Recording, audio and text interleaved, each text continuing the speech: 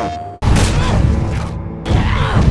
been about a year and a half since we showed anything from The Last of Us Part 2. In that time, we've really been kind of like heads down, quiet, because we want to make sure we have the proper time to do this game justice.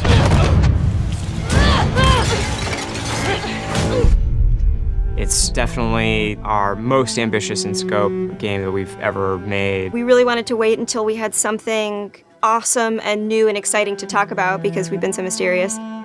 Outbreak Day has always been a way for us to communicate with the fans about The Last of Us. It was like the day the outbreak happened in the fictional world of The Last of Us. And once we had this opportunity to line everything up for Outbreak Day, or in this case, kind of an Outbreak Week, we decided to put out a story trailer with the date of when the game's coming out, and then show the press actual gameplay, let them get hands-on with the game.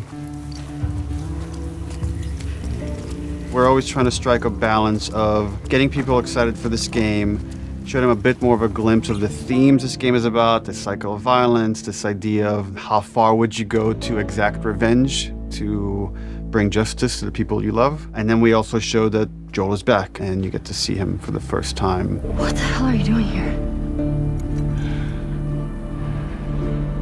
You think I'd let you do this on your own? So we're coming into that first demo in wintertime where snow covers much of the ground, much of the buildings, all the surrounding areas. We see what's life like 25 years after a pandemic has wiped out most of mankind. We pick up Ellie, who was 14 in the first game, is now 19.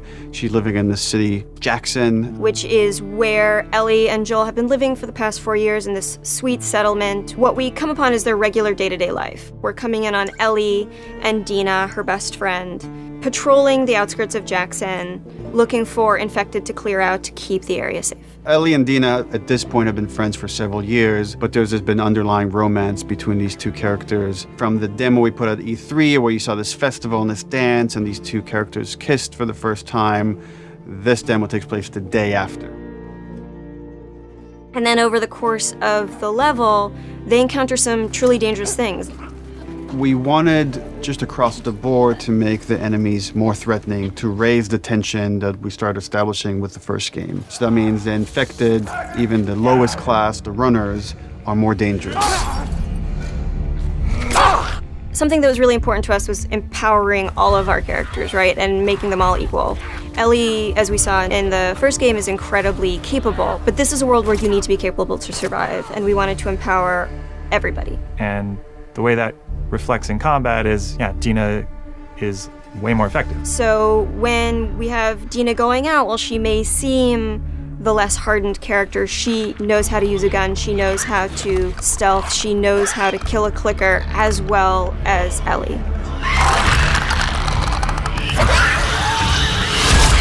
When we were looking to expand on The Last of Us 1 to The Last of Us 2, one of the things that jumped out as being an avenue that was really worth exploring was traversal. Ellie is so much more agile, kind of more athletic, that it seemed like we should really pursue this whole avenue of gameplay. Introducing like a real jump, like a real arcing jump, has allowed us to make for much more interesting puzzles, more interesting vertical environments, and can frequently integrate well into combat setups as well. She's able to move quickly in a lot of different ways. She can dodge attacks. She can squeeze through, we call them squeeze-throughs. Oh, looks like I could fit through that. Oh, I can fit through that, that's cool.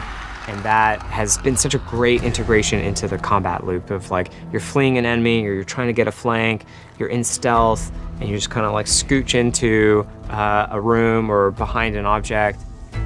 In The Last of Us, you kind of rely on your weaponry. Like, they're frequently the difference between life and death. They're with you for the entire game. A lot of the gameplay choices that you make are based on how you use them, how you evolve them over time through your upgrades.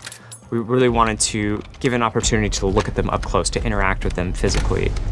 And so the workbench seemed like the ideal place to do that.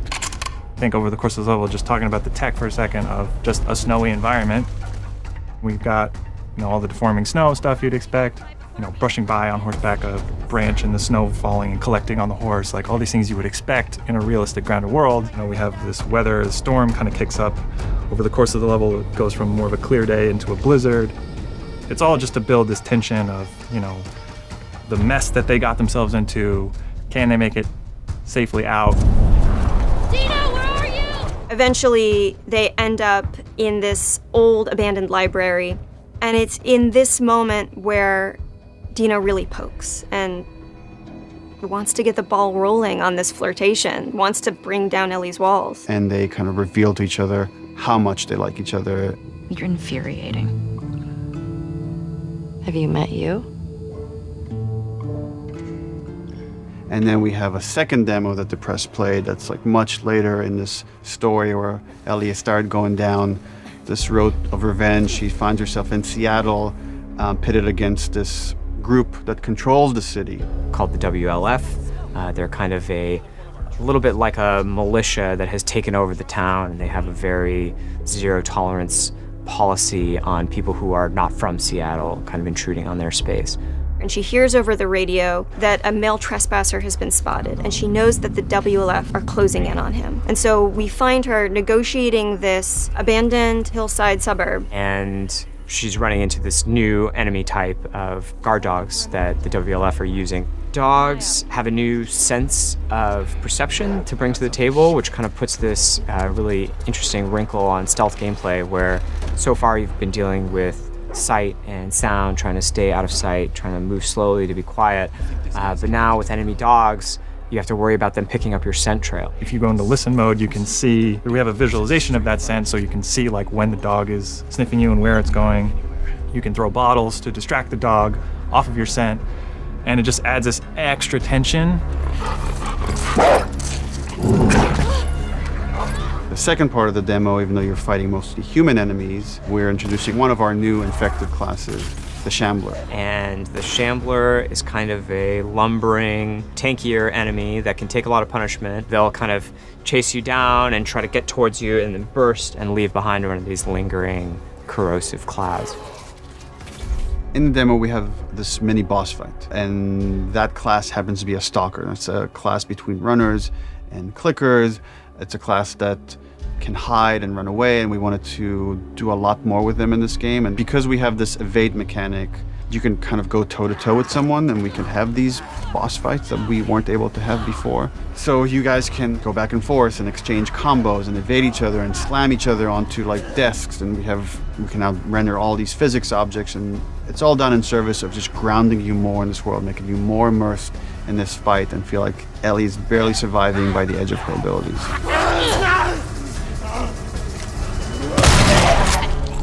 So for The Last of Us 2, we've kind of almost completely overhauled the player upgrade system.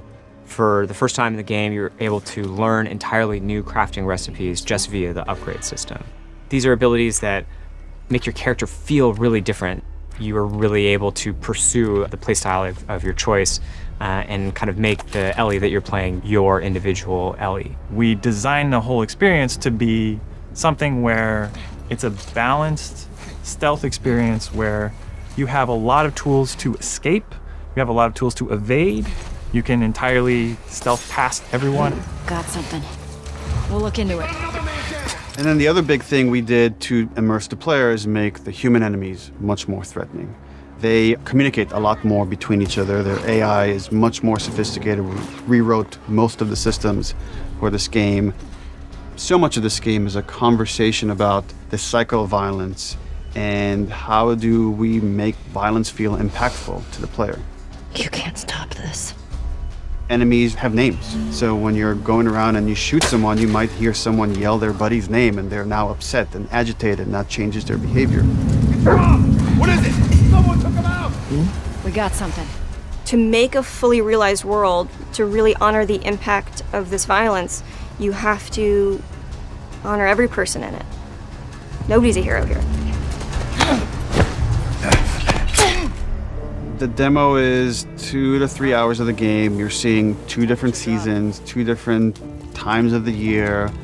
It feels like a lot, and it's a tiny fraction of this entire game. And as we get closer to release, we're going to show more and more of the game, but we're going to be very mindful and conscious to not spoil like big things about this game. And I'm just super stoked for people to finally see the whole thing once it's out.